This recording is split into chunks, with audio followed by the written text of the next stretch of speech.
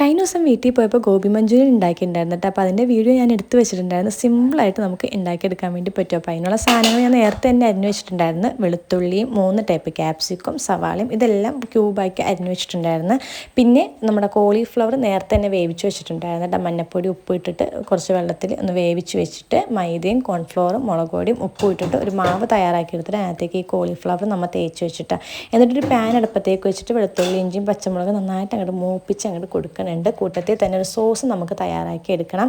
അതിനകത്തേക്ക് tomato sauce, red chilli sauce, soya sauce, pepper powder, 1 teaspoon Kashmiri ചില്ലിയും കൂടി ഇട്ടിട്ട് നന്നായിട്ട് അങ്ങോട്ട് മിക്സ് ചെയ്ത് കൊടുക്കണം. കാശ്മീരി ചില്ലി ഇട്ടപ്പോഴാണ് ഇതിൻ്റെ കളർ ഇങ്ങനെ ഇരിക്കുന്നത്. അപ്പോൾ ഇതൊന്ന് സ്കിപ്പ് ചെയ്യരുത്.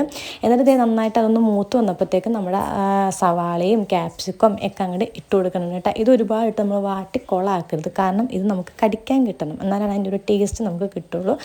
അപ്പോൾ അത് നന്നായിട്ടൊന്ന് 2-3 വഴറ്റിൽ അങ്ങോട്ട് വഴറ്റി കഴിഞ്ഞിട്ട് നമ്മുടെ സോസ് അതിനകത്തേക്ക് ഒഴിച്ചു കൊടുക്കണം. എന്നിട്ട് ആ സോസ് ഒഴിച്ച പാത്രത്തിൽ നമ്മൾ ബാക്കി വെള്ളവും കൂടി ഒഴിച്ചിട്ട് നമുക്ക് ഗ്രേവി വേണോ അതിനനുസരിച്ച് നമ്മൾ ഗ്രേവിയൊക്കെയുള്ള വെള്ളം ഒഴിച്ചു കൊടുത്തിട്ട് കോൺഫ്ലോർ കലക്കിയ വെള്ളം ഉണ്ടായിരുന്നു. കുറച്ച് കോൺഫ്ലോർ എടുത്തിട്ട് അതിനകത്തേക്ക് വെള്ളം ഒഴിച്ചിട്ട് ഇങ്ങനെ കുറേശ്ശെയായിട്ട് ഒഴിച്ചെടുക്കുക. ഒറ്റയടിക്ക് ഒഴിച്ചിട്ടുണ്ടെങ്കിൽ ഭയങ്കരമായിട്ട് തിക്കായി. ഇപ്പം കുറേശ്ശെയായിട്ട് ഒഴിക്കുമ്പോൾ നമുക്ക് എത്ര തിക്ക് വേണോ അതിനനുസരിച്ച് നമ്മൾ തിക്കാക്കി എടുക്കുക. എനിക്കൊരു 3 ടീസ്പൂൺ കോൺഫ്ലോറിൻ്റെ വെള്ളം ആവശ്യം വന്നിട്ടുണ്ടായിരുന്നുള്ളൂ.